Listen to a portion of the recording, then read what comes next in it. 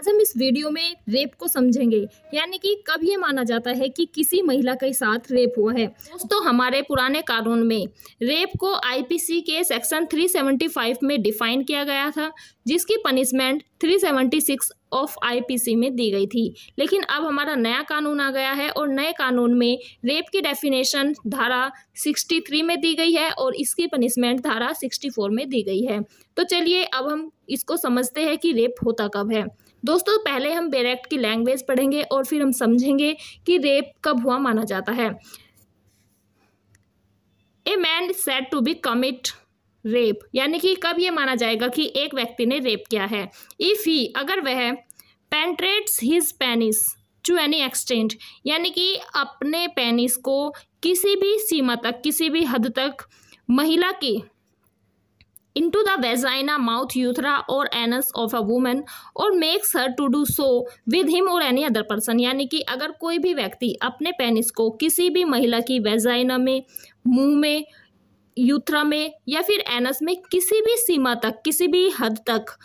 अगर वो प्रवेश कराता है या फिर उस महिला को अपने साथ ऐसा करने के लिए विवश करता है या फिर किसी दूसरे व्यक्ति के साथ में ऐसा करने के लिए विवश करता है, तो यहाँ पर यह माना जाएगा कि उस व्यक्ति ने उस महिला का रेप किया है। आगे देखते हैं। Insert to any extent any object और a part of the body not being the penis into the vagina, urethra or anus of a woman or makes her to do so with him or any other person, यानी कि किसी भी चीज़ को जो कि penis नहीं है, किसी भी महिला के वेजाइना में, यूथ्रा में, एनस में प्रवेश कराना, किसी भी सीमा तक खुद कराना या फिर उस महिला को अपने साथ ऐसा करने के लिए मजबूर करना या किसी दूसरे पर्सन के साथ करने के लिए मजबूर करना। यानी कि यहाँ पर यह बताया गया है कि अगर पेनिस भी नहीं है लेकिन कोई ऐसा ऑब्जेक्ट है, कोई ऐसी चीज़ है जिसको किसी भी व्यक्ति ने किसी महिला की वेजाइना में, यूथ्रा में और एनस में किसी भी हद तक प्रवेश कराया है, तो यहाँ पर यही माना जाएगा कि उस महिला का रेप हुआ है। आगे हम देखते हैं। Applies his mouth to the vagina, anus, urethra of a woman or makes her to do so with him or any other person, यानी कि अपने मुंह को महिला की वेजाइना पे, एनस पे, यूथ्रा पे लगाना या फिर महिला को ऐसा करने या फिर महिला को अपने साथ ऐसा करने के लिए मजबूर करना या फिर किसी दूसरे पर्सन के साथ करने के लिए मजबूर करना, तो भी यही माना जाएगा कि यहाँ पर महिला का रेप हुआ है। अब यहाँ 7 तरह के सर्कमस्टांसेस दिए गए हैं कि किन किन स्थिति में ये माना जाएगा कि महिला का रेप हुआ है। सबसे पहले दिया गया है अगेंस्ट हर विल, यानी कि अगर किसी भी महिला की इच्छा के विरुद्ध उस महिला के साथ कोहैबिटेशन किया गया है, यानी कि संबंध बनाए गए हैं, तो यहाँ पर यही माना जाएगा कि उस महिला का रेप हुआ है। सेकंड पॉइंट में यह दिया गया है कि विदाउट हर कंसेंट, यानी कि उसकी मर्जी के बिना। दोस्तों, फर्स्ट में दिया गया था अगेंस्ट हर विल, यानी कि उसकी इच्छा ही नहीं थी। सेकंड में दिया गया है कि विदाउट हर कंसेंट, यानी कि उसकी मर्जी के बिना। अब यहाँ पर बहुत कंफ्यूजन की बात है, क्योंकि यहाँ पर अगेंस्ट हर विल और विदाउट हर कंसेंट में बहुत ही माइनर सा डिफरेंस है जो कि समझना बहुत मुश्किल है। दोस्तों, यहाँ पर दिया गया है अगेंस्ट हर विल, यानी कि उसकी इच्छा नहीं है, लेकिन विदाउट हर कंसेंट। अब यहाँ पर उसकी कंसेंट नहीं है। यहाँ पर ये हो सकता है कि उसकी इच्छा है, महिला की इच्छा है, लेकिन उसकी कंसेंट नहीं है। दोस्तों, जैसे कि आजकल देखा जाता है कि लोग शादी से पहले ही रिलेशनशिप में आ जाते हैं, तो देखा जाता है कि जो महिला है उसकी इच्छा तो है अपने साथी के साथ संबंध बनाने की, लेकिन उसने अपने साथी को अपनी कंसेंट नहीं दी है, लेकिन उसके साथी ने उसके साथ संबंध बना लिए हैं, तो यहाँ पर उसकी कंसेंट के बिना संबंध बने हैं, तो यहाँ पर भी यही माना जाएगा कि उस महिला का रेप हुआ है।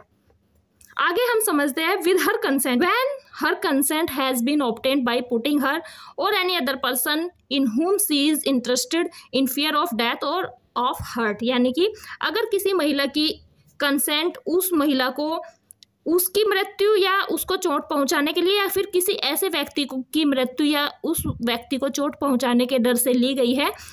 जो उस महिला का कोई सगा हो या फिर उस महिला का कोई प्यारा है, यानी कि अगर किसी भी महिला की कंसेंट उस महिला को डर में डाल करके उसकी मृत्यु के या फिर किसी उसके सगे संबंधी की मृत्यु के डर में डाल करके उसकी कंसेंट ली गई है और तब उसके साथ कोहैबिटेशन किया गया है, संबंध बनाए गए हैं, तो यहाँ पर भी यही माना जाएगा कि उस महिला का रेप हुआ है। Next, with her consent when the man knows that he is not her husband and that her consent is given because she believes that he is another man to whom she is or believes herself to be lawful married। दोस्तों यहाँ पर जो महिला है उसकी consent है, वो consent से संबंध बना रही है, लेकिन उस महिला को ये विश्वास है कि जिस भी पुरुष के साथ में वो संबंध बना रही है वो उससे लीगली मैरिड है, यानी कि वो उसका हस्बैंड है। लेकिन जो ये व्यक्ति है उसको ये पता है कि जो वो उस महिला के साथ जो संबंध बना रहा है वो उसका पति नहीं है, लेकिन महिला को क्या विश्वास है कि जो जिस भी पुरुष के साथ में वो संबंध बना रही है वो उसका पति है। तो यहाँ पर भी अगर इस तरह से संबंध बनाए जाते हैं तो यहाँ पर यही माना जाता है कि उस महिला का रेप हुआ है। दोस्तों आगे ये बताया गया है कि with her consent when at the time of giving such consent by reason of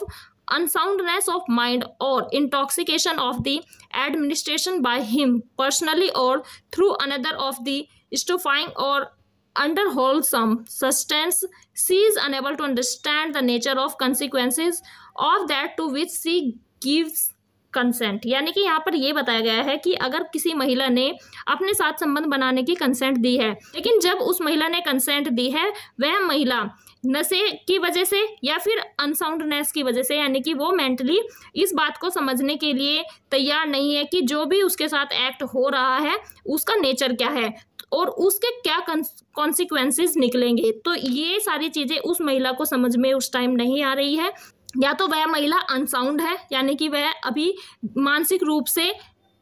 पीड़ित है, उसका दिमाग पूरी तरह से काम नहीं कर रहा है, या फिर जो पुरुष उसके साथ में संबंध बना रहा है उस पुरुष के द्वारा या फिर किसी अन्य पुरुष के द्वारा उस महिला को कोई नशीली चीज़ खिलाई गई है जिसकी वजह से वह महिला उस एक्ट को समझने में असमर्थ है और अपनी कंसेंट देने में भी असमर्थ है, क्योंकि वह यह जान ही नहीं पा रही है कि जो एक्ट हो रहा है उसके क्या कॉन्सिक्वेंसेस होंगे। तो यहाँ पर भी अगर किसी महिला की कंसेंट इस तरह से ऑब्टेन की गई है तो यहाँ पर यही माना जाएगा कि उस महिला का रेप हुआ है।